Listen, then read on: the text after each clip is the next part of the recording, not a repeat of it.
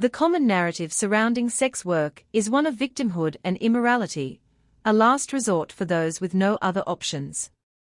This book forcefully challenges that perspective, inviting readers to see the world through the eyes of sex workers themselves.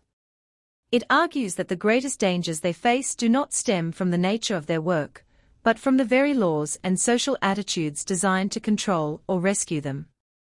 By examining the intersection of policing, legislation, and deep-seated cultural biases, the book reveals a system that systematically marginalizes and endangers a whole class of people while pretending to protect public morals.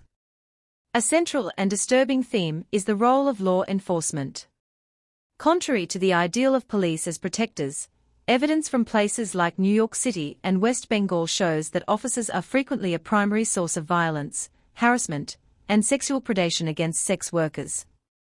This hostile relationship means sex workers are often unable to seek police help when faced with violent clients, leaving them profoundly vulnerable. The criminalization of their work transforms potential allies into adversaries, creating an environment where abuse can flourish with impunity. This reality directly contradicts the pervasive myth that clients are the most significant threat, highlighting instead how state power can be weaponized against marginalized communities. The discussion then shifts to the historical and ongoing struggle for sex workers' rights. The book notes a period of positive change in the 1970s, with more empowered portrayals in culture and the birth of organized advocacy groups fighting for decriminalization and better conditions.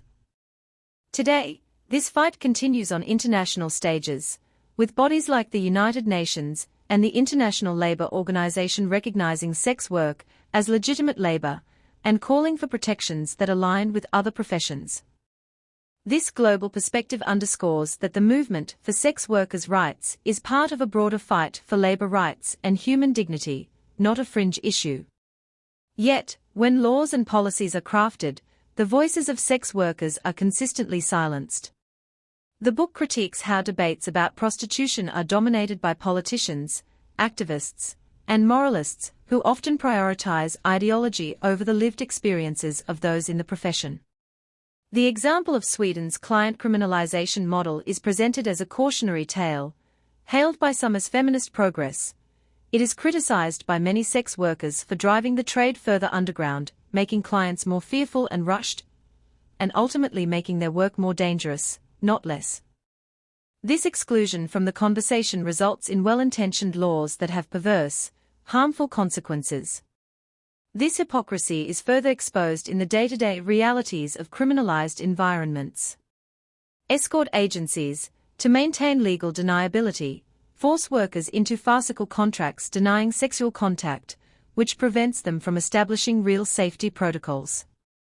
More absurdly, in some U.S. cities, police have used the possession of condoms as evidence of prostitution, a policy that actively discourages safe sex and increases public health risks. The law, in seeking to erase prostitution, instead creates conditions that maximize danger, punishing sex workers for taking basic health precautions and forcing the industry into shadows where exploitation thrives. Society's discomfort is often less about the safety of sex workers and more about their visibility. Efforts to suppress advertising, framed as combating trafficking or corruption, often boil down to a desire not to be confronted with the reality of commercial sex. However, courts in the U.S. have repeatedly defended the right to advertise, striking down overly broad laws that threatened free speech. This tension highlights a fundamental conflict. The public's wish to ignore sex work clashes with the legal and practical necessity for those in the trade to operate and find clients safely. Finally, the book connects the stigmatization of sex work to the broader control of female sexuality.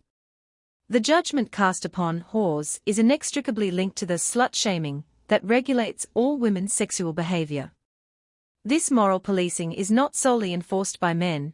Women participate in and perpetuate these hierarchies, distancing themselves from the figure of the sex worker to protect their own social standing. By understanding this link, it becomes clear that the degradation of sex workers is a tool for enforcing a restrictive sexual order for everyone. The book concludes by rejecting pity and victim narratives, arguing that many sex workers exercise significant autonomy and find empowerment in their work.